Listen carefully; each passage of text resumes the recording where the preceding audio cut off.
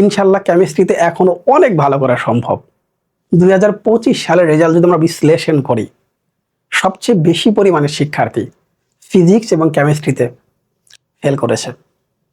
2025 সালের রেজাল্ট যদি আমরা বিশ্লেষণ করি, তাহলে সবচেয়ে বেশি পরিমাণে শিক্ষার্থী ফিজিক্স এবং কেমিস্ট্রিতে 100 আউট অফ 100 পেয়েছে। বিপরীত মনে হচ্ছে না? তাহলে এই দুইয়ের মধ্যে সমন্বয় করতে চাই। এই যে ফেল করা, এই যে 95+ নাম্বার পাওয়া, কারা পাচ্ছে, কিভাবে পাচ্ছে, সেটাই জানা দরকার। আমিও 95+ নাম্বার পেতে চাই বা কেমিস্ট্রিতে আরেকটু ভালো করতে চাই। আমি এখন যে অবস্থানে আছি তার আরেকটু বেটার কিছু করতে চাই। সেক্ষেত্রে কি প্রয়োজন? কেমিস্ট্রিতে 3 টাইপের শিক্ষার্থী হয়। একটা হচ্ছে প্ল্যানিং করে লেখাপড়া করে, অল্প পড়ে খুব ভালো রেজাল্ট প্লাসটা করতেছে। আর একটা হচ্ছে সব পড়বে, A to Z যা আছে, কোনো প্ল্যানিং নাই, সব পড়বো। আর একটা হচ্ছে গতানুগতিক, আজকে এই অধ্যায়, কালকে ওই অধ্যায়, এইভাবে পড়াশোনা করতেছে। এখন তুমি যদি 95+ নাম্বার পেতে চাও, তাহলে তোমাকে 1 নাম্বার অপশনটা এখন চুজ করতে হবে। টু দ্য পয়েন্ট পড়াশোনা করতে হবে বলে আমিও 95+ নাম্বার পেতে চাই, 100 আউট অফ 100 পেতে চাই। অথবা আমি একটু ভালো করতে চাই কেমিস্ট্রিতে, অল্প পড়ে ভালো কিছু এখন করতে চাই, কারণ সময় তোমাদের কাছে ওইরকম নাই, রাইট? তাহলে সেই প্ল্যানিংটা আমাদের এখন দরকার। আমাকে প্রথমে অধ্যায় সিলেক্ট করতে হবে। আমাদের টোটাল অধ্যায় হচ্ছে 6টা। তোমরা নিশ্চয়ই জানো এই 6টা অধ্যায় থেকে 7টা প্রশ্ন আসবে। তার মানে কোন একটা অধ্যায় থেকে ডাবল প্রশ্ন হবে। আমাকে শুরুতে অ্যানালাইসিস করে বের করতে হবে সেই অধ্যায় কোনটা। 2025-এ যারা পরীক্ষা দিয়েছে, সম্পূর্ণ সিলেবাসে পরীক্ষা দিয়েছে, রাইট? সম্পূর্ণ সিলেবাস থাকা সত্ত্বেও এই 6টা অধ্যায়ের মধ্যে এই 11 অধ্যায় থেকে ডাবল প্রশ্ন হয়েছে। সম্পূর্ণ সিলেবাস থাকা সত্ত্বেও 11 অধ্যায় থেকে ডাবল প্রশ্ন হয়েছে। তার মানে অধ্যায়টা খুবই ইম্পর্টেন্ট। এই বছর এই অধ্যায়টা আংশিক, সম্পূর্ণ না, তারপরে এই অধ্যায়টা ইম্পর্টেন্ট। যারা এই 11 অধ্যায়টা 1 নাম্বারে রাখবে তারা এগিয়ে আসো। এখন 11 অধ্যায়টা অনেকে বুঝতে পারো না। 11 অধ্যায় তুমি যদি আসলেই বুঝতে চাও, একদিনে কমপ্লিট করা সম্ভব। সেটা কিভাবে সম্ভব? ফেসবুক এবং ইউটিউবে অসংখ্য ভিডিও আছে এই অধ্যায়ের উপরে। শুধু একজনকে ফলো করবে না, কয়েকজনের ভিডিও দেখবে।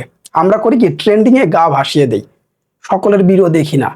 একটা অধ্যায় সম্পর্কে সার্চ দিয়ে 3 থেকে 4 জন টিচারের ভিডিও দেখলেই তুমি প্রপার একটা গাইড পাবে। একজনকে না, একজনকে ফলো করবে না, কয়েকজনের ভিডিও দেখবে একটা অধ্যায় সম্পর্কিত, দেখবে তুমি তোমার ভুলটা শুধরে নিচ্ছ, রাইট?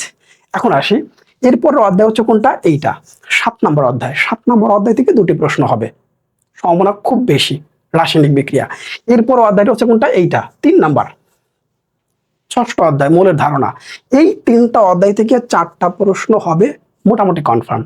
তাহলে এই 3টা অধ্যায় যারা এখন থেকে পড়ে ফেলেছে ইতিমধ্যে, তারা অনেক এগিয়ে আসো। যারা এখনো পড়নি, তারা 3টা অধ্যায়ের উপরে গুরুত্বটা বাড়িয়ে দাও। ওই যে বললাম, তোমার মধ্যে যদি সৎ ইচ্ছা থাকে আমি ভালো করব, এখনো সম্ভব। অনেক সময় এখন আমাদের কাছে আছে। ইভেন পরীক্ষার আগে যে গ্যাপটা আছে, ওই গ্যাপটা কাজে লাগলেও তুমি অনেক এগিয়ে থাকবা যদি প্ল্যানিং করে পড়ালেখাটা করো। এবং ভালো শিক্ষার্থীরা এটাই করে এখন, রাইট? এখন এই অধ্যায়গুলো থেকে আমি সৃজনশীল প্রশ্ন সিলেক্ট করব। কোন প্রশ্নগুলো আমার এখন থেকে প্র্যাকটিস করা প্রয়োজন? সেম টু সেম প্রশ্ন পরীক্ষায় কমন পড়বে এই অধ্যায়গুলো থেকে। যে প্রশ্ন কটা সিলেক্ট করে দিচ্ছি একবারে same to same, no doubt, ইনশাল্লাহ। ওকে, প্রথমে আসি অধ্যায় 6। অধ্যায় 6 মোট 10টি প্রশ্ন, এখানে ডাবল প্রশ্ন আছে। অধ্যায় 6 মোট 10টি প্রশ্ন। এই 10টি প্রশ্নের মধ্যে একই টাইপের প্রশ্ন অনেকগুলো আছে। এই 10টি প্রশ্ন শুরুতে সিলেক্ট করে দিলাম। এই অধ্যায় 6 থেকে তুমি 10টি প্রশ্ন প্র্যাকটিস করবে।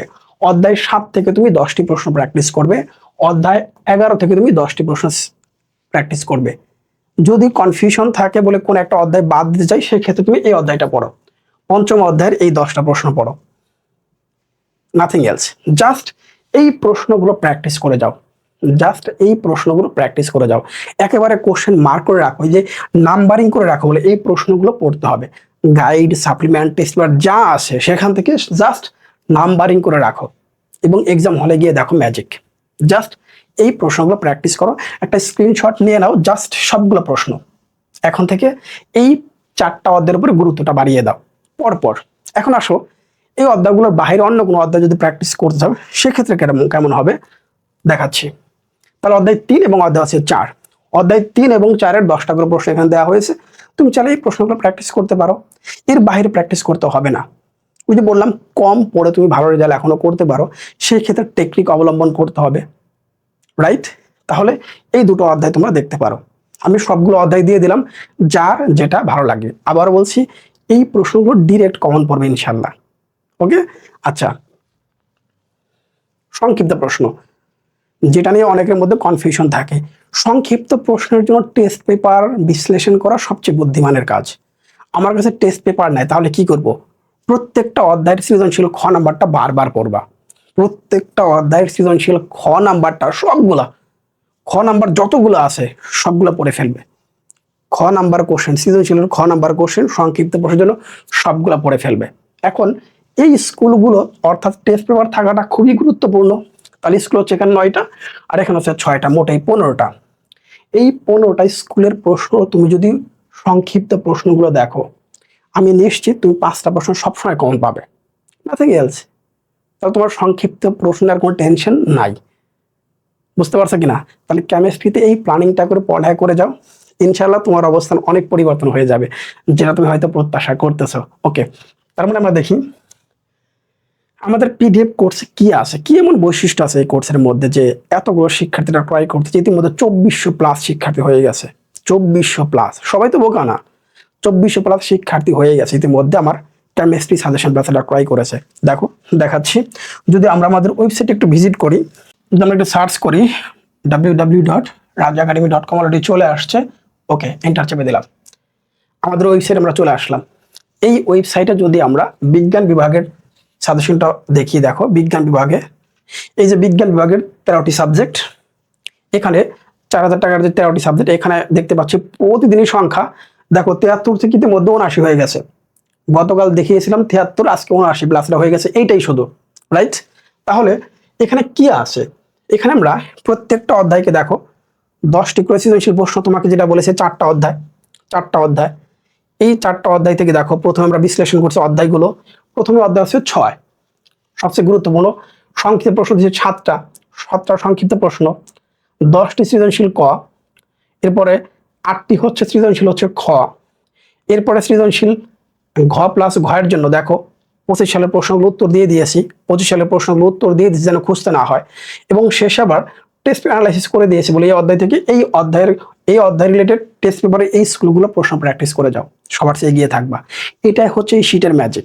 মানে কোথাও খোঁজাখুঁজি করতে হচ্ছে না, জাস্ট একটাকে ফলো করে আমি এক্সাম হলে যাচ্ছি এবং দেখতে পাবো ইনশাল্লাহ এক্সাম হলে গিয়ে সেই ম্যাজিক। কোনো ডাউট নেই, কোনো ডাউট নেই। অনেক ভালো থাকো, আসসালামু আলাইকুম।